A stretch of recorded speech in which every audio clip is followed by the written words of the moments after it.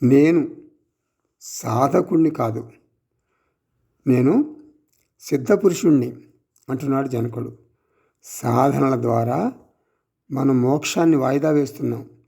సాధకుడు అంటే మోక్షం రాలేదు అని అర్థం.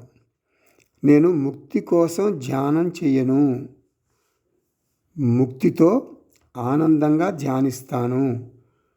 ఒక్కొక్క ఆశ్రమంలో ముక్తి కొరకు కొన్ని ప్రత్యేక సాధనలు చేయాల్సి ఉంటుంది. ఇప్పుడు మరి బ్రహ్మచర్య ఆశ్రమంలో ఏం చేస్తాం? వేద పఠనం చేస్తాం. మరి గృహస్థాశ్రమంలో కొన్ని సాధనలు చేస్తాం. నాకు సాధనలు చేస్తే వచ్చే ముక్తి వద్దు. నేను నా స్వస్వరూపంలో ఆత్మనిష్టలో ఆత్మగా నిత్యముక్తిలో ఉన్నాను. ఇప్పుడు నాకు ఆ సాధనలు ఆటంకాలు.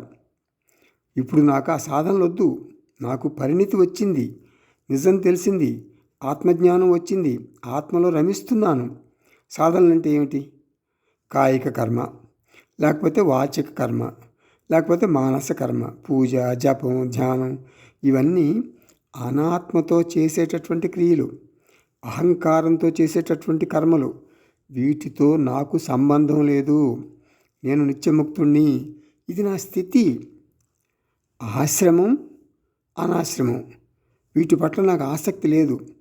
ఇప్పుడు బ్రహ్మచర్య ఆశ్రమంలోకి ఉపనయన క్రతువు ద్వారా ప్రవేశిస్తాం. బ్రహ్మచర్య ఆశ్రమాన్ని ఒక క్రతువు ద్వారా వదిలిపెడతాం. సమావర్తనం కర్మ అంటారు. మనోబుద్ధి అహంకార చిత్తాని నాహం చిదానంద రూప శివోహం శివోహం. ఇలా ఆలోచన విధానాన్ని మార్చుకోవటం కూడా నాకు ఇష్టం లేదు. ఆలోచనలు మనసులోనే వస్తాయి. ఆలోచనల నిర్మూలన నా లక్ష్యం కాదు. మిథ్యా మనస్సుకి నిత్యముక్తికి సంబంధం లేదు. మిథ్యా మనస్సుకి నిత్యముక్తికి సంబంధం లేదు. చెప్పండి మహర్షి, గురువుగారు అష్టావక్ర మహర్షి, నేను ముక్తున్నా కాదా, నేను ముక్తున్నా కాదా అని అడిగాడు జనకుడు.